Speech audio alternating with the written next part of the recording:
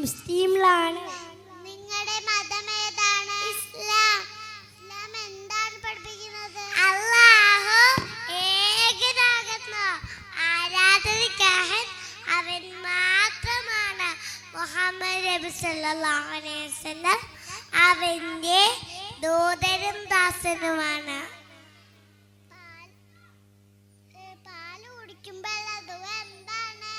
അല്ലാഹുമ്മ ബാരിക് ലനാ ഫീഹി തതഗന മിൻഹു. അല്ലാഹുമ്മ ബിസ്മിക അമൂതു വഅഹ്യ. ഇൽമ പഠിക്കുമ്പോൾ അത് എന്താണ്? അല്ലാഹുമ്മ അസ്അലുക